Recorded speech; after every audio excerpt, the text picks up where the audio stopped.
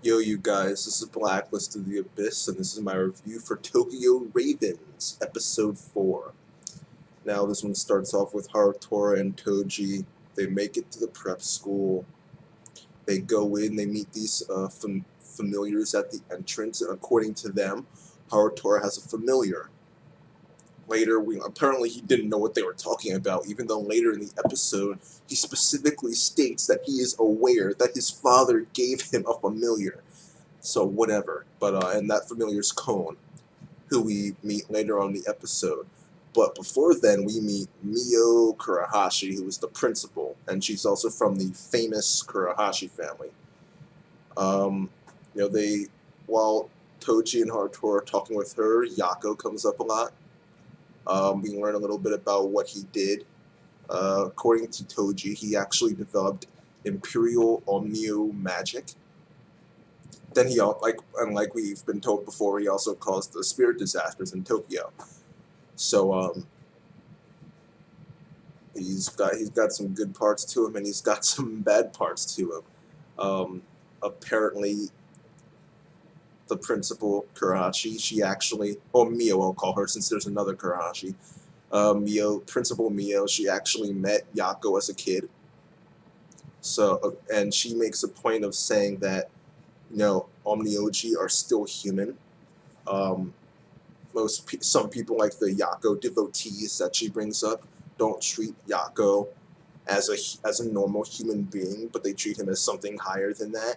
And they've even gone as far as trying to actually get to Natsume and put her up on this pedestal and treat her like some incredibly special person, which is not a good thing because she does not want all that attention. She's just a high school kid, you know. She doesn't want all that. But Utomo, he comes in, brings Toji and Harutora to the class. He explains about Haku Kaku, no, yeah, Kaku Gilki and Hishamaru. Kaku Gyoki and Hishamaru. According to the principal, Toji and Harutora like those two for Natsume, and according to Utomo, those two were the Shikigami for Yako, and they would defend him and protect him. So those are Toji and Harutora's roles, I guess, to protect Natsume, even though she's stronger than them. But whatever. Uh, they need to. Harutora especially needs to get stronger. Harutora especially needs to get stronger. Okay, he was so pathetic at the end of the episode. I'll get to it when I get to it. Oh man, but but before that, they go to the class. They introduce themselves, and Haruto doesn't really have that much confidence or anything. He's kind of shy and everything. Then Toji's just standing there like, Bato Toji desu. He's just calm, cool, collected. Toji should be the main character, not Harutora. Toji's the best character so far. But but while they're introducing themselves, Kyoko Kurahashi, she asks that because Kyoko thinks she's all that. That's like a recurring theme this past week. First Hunter x Hunter with the Ortho siblings, then Owari no Seraph, aka Seraph of the End, and now Tokyo Ravens. There are a lot of characters who think they're all that, but they shouldn't think they're all that. Okay, and Kyoko's just the third one. But she speaks up and she says that it's a little fishy that they're getting transfer students at this point in the semester, and she thinks that it's the Tsuchimikado family that's they're using their influence so that they're using their influence so that Toji and Harutora can get into the school, because her theory is that Natsume wanted her familiar to be nearby, so she got the school to enroll him. And that's pretty much what her cover story is. The real reason she wanted Harutora there is because, she wanted to see him more often. I mean, she wanted to see him more often. Plus, Hokuto's gone, so she can't watch over him and protect him anymore and stuff like that. So, then again, Hokuto's entire goal was to get him to become an Onmyoji. And once he did that, she would probably tell him to go to a prep school anyway. So, and Harutora still doesn't know it's her. Incredible. Toji and Natsume are acting like the best of friends, and you still can't realize that they've known each other for years. Incredible. Incredible. She's calling Toji by his first name. Still can't figure it out. Harutora is incredible. Again, getting ahead of myself. But Natsume ends up standing up to defend Harutora and Toji. And she kind of just dominates Kyoko in this argument. There are these lightning spark flying in the middle of the screen, and it's like, whoa.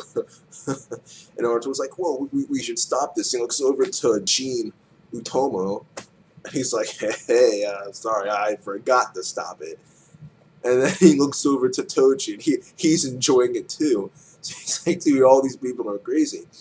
But after this, there's this scene. This actually happens a couple times, actually. This one guy shows up, and he doesn't take Natsume away, pretty much. She goes to him, and then they walk away and go somewhere. So who knows what that's about.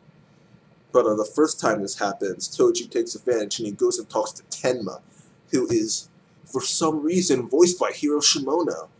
Japan loves this guy for some reason. I don't get it.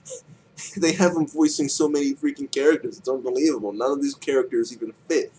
His voice doesn't fit for half of them. So I really don't get why Hiro Shimono is voicing Tenma. Well, I don't know why he's a voice actor at all. His voice is not good for like practically all the characters he plays. But I'm getting off topic. Toji ends up telling Tenma about the incident with Suzuka and how they were involved in that. And Tenma ends up telling them about Kyoko. The Karashi family is just really high status, just one of the more distinguished Onmyoji families right now, more so than the Tsuchimikado family. It's that the Tsuchimikado family has a better history. So Kyoko ends up seeing Natsume as a rival. Also, it's just a little fun fact. Kyoko's father is the head of the Onmyu agency. So that's just a little fun fact. It turns out that of all the people in their class, Kyoko and Natsume are the only ones who can use Goho Shikigami, or defense familiars, as some translations might say, like Funimation, for example. And this is not the case anymore, because we see Kon later. We see Kon, actually. Kon is a defense familiar, Goho Shikigami, so that makes 3 people now. And like I said earlier, Harutora got Kon from his dad, and Kon is a familiar that served Harutora's branch family for who knows how long, for a while. And she can turn invisible. That's usually what form she's in. She's in like this invisible form so that she can travel with Harutora and protect him without, being noticed. So she can turn invisible, she can float, she can control fire, which the fire that she showed wasn't very impressive, but they're inside a room, so I guess she's not gonna, turn into Yamamoto like that. But she also has this sword, so that's cool. The thumbnail didn't really have much else to make it, but yeah. So she has 4 different not really weapons, but 4 different skills, I guess you could say. And throughout the episode, Harutora's is having fun with Kon. Like, it's ridiculous. If he wants to touch her ears, then he wants to touch her tail. And later, and something happens later on I'll talk about too. But he wants to see how Kon moves her tail, so she takes her pants off, and then Natsume comes in. Of course, at that exact moment. And she blasts Harutora with lightning, like a Shikigami. So already Kon is failing at her job to protect Harutora. So that's not good for her. She's losing a couple points here. But you would think that if two huge lightning blasts shot out of someone's room, the school would notice, or his roommate or his next door neighbors, I guess, would notice. You would think someone would notice, but apparently no one had a problem with it and brought it up. But whatever. Uh, so after this, we go back. Actually, no.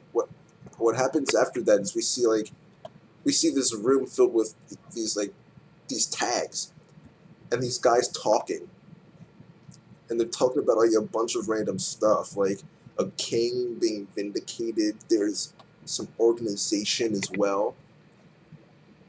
Yeah, they're just some guy. One of them mentioned that something was easier than expected. So we don't really know what they're planning, but they're planning something. But after that, we go to the next day, another class, and Otomo, he's talking about like becoming a certain class of Omyoji and being able to take care of a phase 2 pretty easily, whatever phase 2 is. That's a phase 2 spirit disaster. And Haruto remembers how he felt like he was going to die when he was around a phase 2. But he gets called on for like spacing out or something. This ends up turning into an argument again. Kyoko Kurahashi thinks she's all that in a bag of chips, and she's speaking out. No one else in the class cares, but apparently she thinks she has to stand up for everyone, and it's kind of annoying actually. But she ends up saying some stuff to Harutora, and Kon takes offense to it.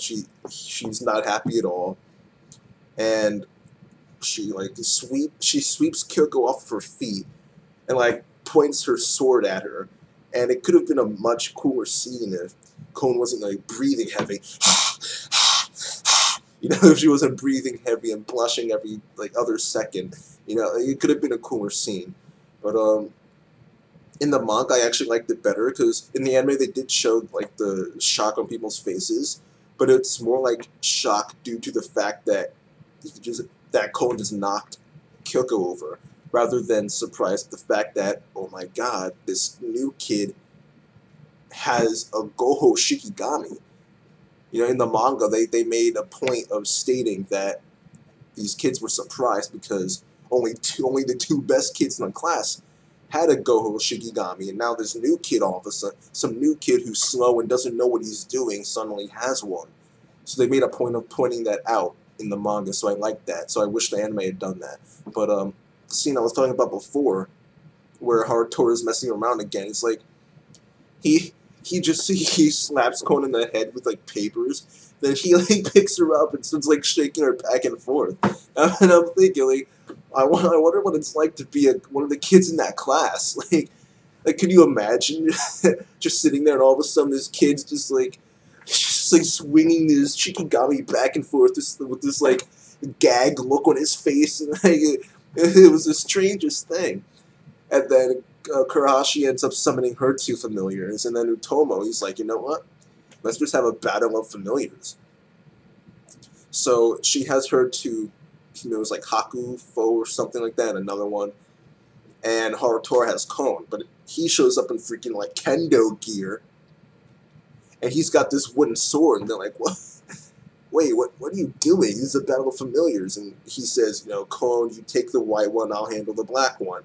And Kon's like, no, I'm not going to let you fight. And Kurahashi, she's not going for it either. She's like, come on, I just said this, all right? This is a battle of familiars. And Harutora says, well, guess what? I'm a familiar too. Oh, okay, no. No, he didn't say that. It would have been cooler if he said that, but instead, he said, yeah, but guess what? I'm a familiar too. So he automatically, that scene is not even that good anymore. It had the potential to be good, but no, Harutora ruined it by being, all happy and everything. Alright, so that if he had lowered his voice and tried to actually like make himself sound cool, not put the sword over his head, throw up a thumbs up, but whatever. The fact that he needs kendo armor is kind of ridiculous. goes back to what I was talking about before about how Harutori needs to get stronger. Okay, he's the freaking Shikigami of Natsume Tsuchimikado, the reincarnation of Yako. Okay, he should not need freaking kendo armor and a wooden sword. He should be up there like I don't even know, just doing all this like OP stuff. He should make Tsuchigumo look like fodder. You know, like that artificial Shikigami, the other Shikigami that Suzuka had. You know, he should be like making those two look like fodder. But no, he's such a loser. Again, Toji should be the main character. But yeah, that's it for the episode. I'll give this one a 7 out of 10. It had some cool moments. It had some funny moments, some annoying moments with Kyoko. But in the end, I like where the episode ended. Well, I don't like how it ended off. I wanted to keep going for longer so we can see some of the fight. But I like the developments at the end, I should say. But yeah, that's it for this review of Tokyo Ravens.